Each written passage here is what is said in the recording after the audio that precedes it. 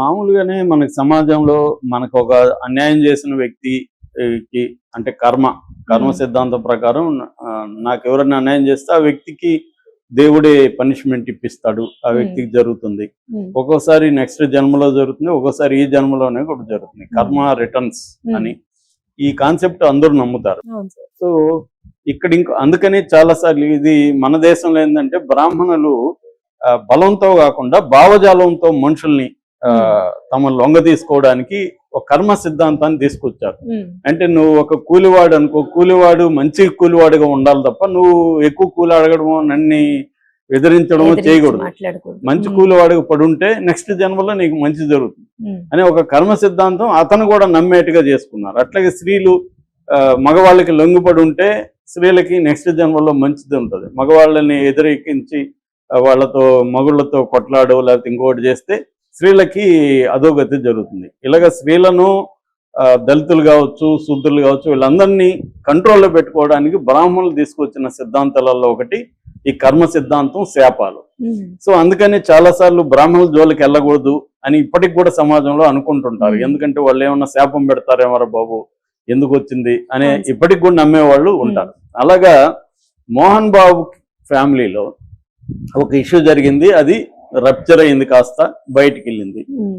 అంత మాత్రానే కొంపలు మునిగిపోవు, వాళ్ళు మళ్ళీ దాన్ని సర్దుకుంటారు. కానీ ఇక్కడ గుంటూరు నుంచి బ్రాహ్మణ చైతన్య వేదిక రాష్ట్ర అధ్యక్షుడు సిరిపురపు శ్రీధర్ శర్మ ఆయన నిన్న గుంటూరులో ఒక సమావేశంలో మాట్లాడుతూ మోహన్ బాబుకి మా బ్రాహ్మణుల శాపమే తగిలింది, అందుకే ఇలా జరుగుతుంది అనేది ఆయన మాట్లాడాడు. హ్మ్. ఎందుకు బ్రాహ్మణులు శాపం పెట్టారు మోహన్ బాబు అంటే, ఈయన దేనికైనా రెడీ అని మంచు విష్ణు సినిమా తీసినప్పుడు అందులో బ్రాహ్మణులు కించపరిచారని చెప్పి బ్రాహ్మణ పురోహితులు కావచ్చు, బ్రాహ్మణ నాయకులు చాలా మంది హ్మ్.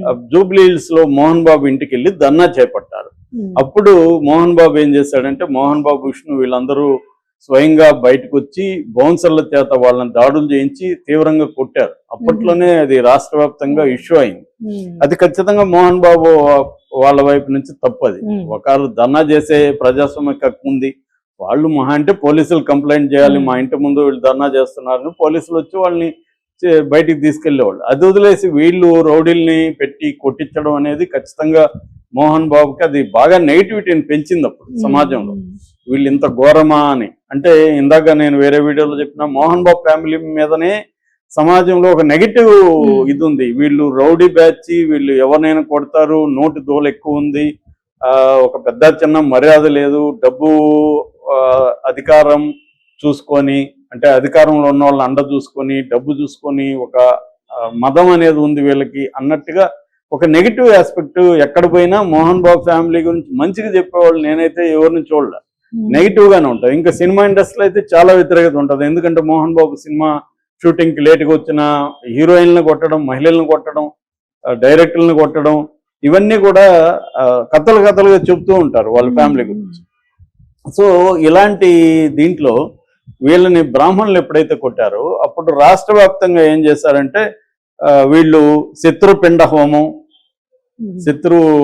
శత్రు పీడన హోమం అన్నమాట. శత్రువుని నాశనం చేసే హోమాలు, తర్వాత పిండ ప్రదానం, వీళ్ళు చనిపోతే పిండ ప్రదానం పెట్టడం, ఇవన్నీ చేశారు అప్పట్లో. అంటే వాళ్ళ స్థాయిలో వాళ్ళు ఎవరికి ఇప్పుడు ఒక అన్యాయం నాకు జరిగితే నా పద్ధతిలో నేను రియాక్ట్ అవుతా కదా. అలాగే బ్రాహ్మణులు వాళ్ళు కూడా చాలా మంది నమ్మేవాళ్ళు ఉంటారు, నా శాపం పనిచేస్తుందని వాళ్ళు కూడా నమ్మేవాళ్ళు ఉంటారు.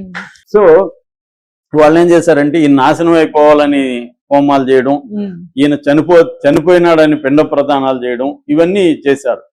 అది ఈయన చెప్తున్నాడు, ఈ శ్రీధర్ శర్మ. ఇవన్నీ మా వాళ్ళు రాష్ట్ర వ్యాప్తంగా చేశారు అనేక గుళ్ళల్లో, వాళ్ళ శాపాలే నీకు ఇప్పుడు తగిలాయి అని చెప్పి ఈయన కొన్ని డిమాండ్లు కూడా చేస్తున్నాడు. ఇట్లా అప్పటి నుంచే మా మీద దాడులు జరిగినప్పుడే సమాజం కరెక్ట్ గా స్పందించి పోలీసులు కేసులు పెట్టి వీళ్ళని అరెస్ట్ చేస్తే వీళ్ళు గుణపాఠం జరిగేది.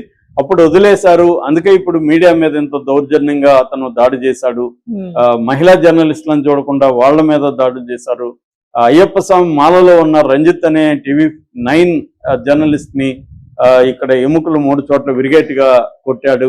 ఇవన్నీ ఆయన శ్రీధర్ శర్మ చెప్పాడు. ఆయన చెప్పిన వాటిలో కొన్ని వాస్తవాలు అయితే ఉన్నాయి, అదేంటంటే బ్రాహ్మణులైనా ఎవరైనా వాళ్ళకి ఒక అన్యాయం జరిగిందని ఆ సినిమాల్లో వాళ్ళని కించపరిచే విధంగా చెప్పారని వాళ్ళు చెప్పుకునే హక్కు ఉంది. దాని మీద ఉద్యమాలు, ప్రజాస్వామిక ఉద్యమాలు చేస్తున్నారు. వాళ్ళు ఏమేమి నీటి మీదకి రాళ్ళు వేయలేదు, ఇంకోటి చేయలేదు. వాళ్ళు వచ్చి ధర్నా చేస్తున్నారు క్షమాపణ చెప్పమని. వీళ్ళు క్షమాపణ చెప్తే అయిపోయింది.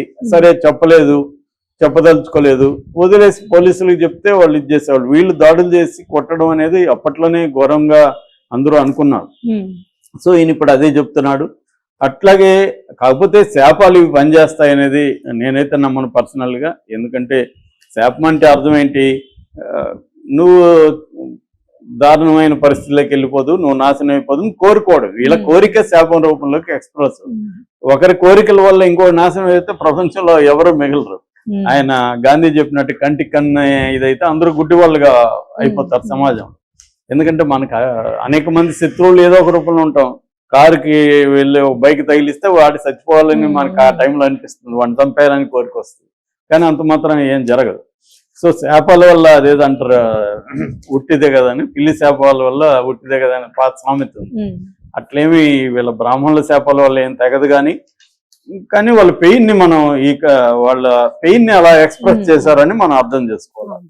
సో మోహన్ బాబు ఆ విషయంలో ఖచ్చితంగా తప్పుంది. అలాగే ఈయన పద్మశ్రీ ఇచ్చారు ఆయనకి, మోహన్ బాబుకి 2007. దాన్ని కూడా వెనక్కి తీసుకోవాలి. ఇలాగా మీడియా మీద ఇంకొకరి మీద దౌర్జన్యం చేస్తున్నారు అనేది అంటున్నారు.